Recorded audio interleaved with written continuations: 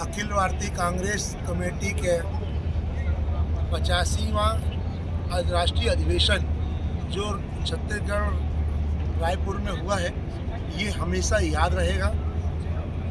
इस अधिवेशन में छत्तीसगढ़ के मुख्यमंत्री माननीय भूपेश बघेल जी और उनके मंत्रिमंडल, छत्तीसगढ़ के कार्यकर्ता नेताओं ने यहाँ पर जो मेहनत की है महीनों से, और इस सम्मेलन को सफल बनाने में वो आज ये बात को प्रमाणित कर रही है कि कितनी मेहनत उन्होंने की है।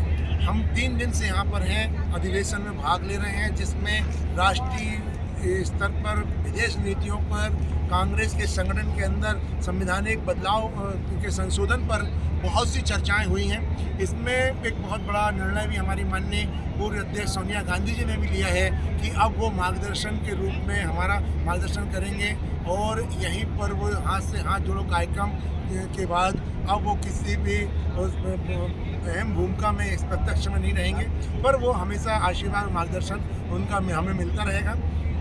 मैं तारीफ़ करना चाहता हूँ छत्तीसगढ़ के तमाम प्रदेश कांग्रेस कमेटी के पदाधिकारियों का, मुख्यमंत्री जी का, जिन्होंने हमारे यहाँ पर चाहे अधिवेशन में एक एक चीज़ को बड़ी बारीकी से और बहुत ही मेहनत से संजो के रखा।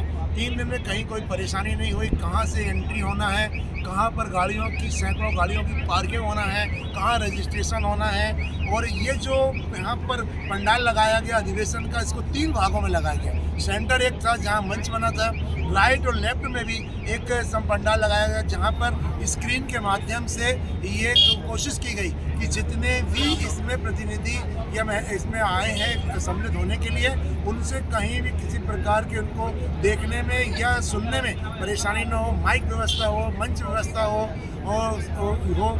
और मौसम कुछ गर्म हो गया है, गर्मी का मौसम रहा, और ऐसा माना जाता है कि छत्तीसगढ़ में, रायपुर में गर्मी इस मौसम में भी पड़ने लगती है, जैसे कि हमारे जबलपुर में या मध्य प्रदेश में पड़ती है बैसाख के महीने में। पर पूरी व्यवस्था इतनी अच्छी थी, कहीं कोई गर्मी नहीं लगी। खाना के जो पंडाल लगे, हम लोग के भोजन व्यवस्था थी, वो दोनों तरफ थी, और अलग अलग में सुबह से शाम तक, सुबह का नाश्ते, दोपहर का भोजन, शाम को नाश्ता, और दिन भर जहां हम बैठते थे वहां पूरे समय सत्र चलता था।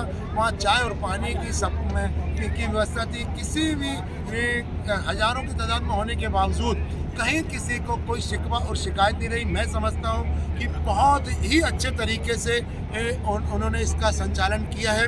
किसी प्रकार के कोई वाद विवाद, घटना दुर्घटना भी कोई ऐसा सम्मेलन में नहीं सुनाई या दिखाई नहीं पड़ा। ये ईश्वरीय कृपा हमारे साथ है। हम ये कह सकते हैं कि हर तरफ हर जो व्यवस्था हो सकती थी, छोटी से छोटी व्यवस्था को ध्यान में रखा। स्वास्थ्य सेवाओं की भरपूर व्यवस्था थी, हर प्रकार की गोली दवाई, ताकि कोई किसी को परेशानी ना आए। यहाँ पर एक छत्तीसगढ़ी से संबंधित व्यापार और मार्केट को भी रखा गया, जिसने हमें वहाँ पर सारी चीज़ों को दिखाया।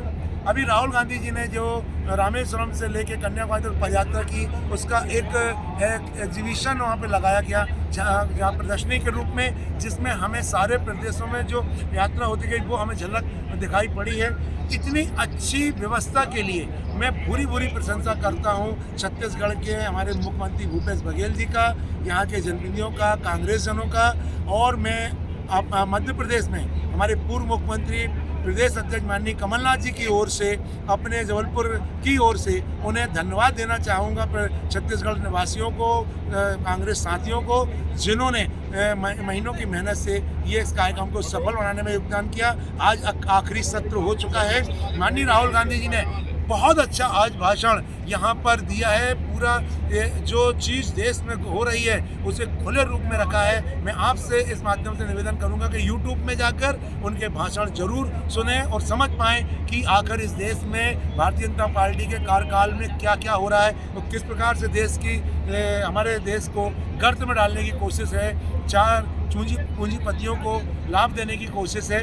इसी के आज समापन पर समस्त अखिल भारतीय कांग्रेस कमेटी कार्यकर्ताओं को, भारत देश के सारे हमारे कार्यकर्ताओं को, नागरिकों को इस सफल आयोजन की बहुत बहुत बधाई, शुभकामनाएं।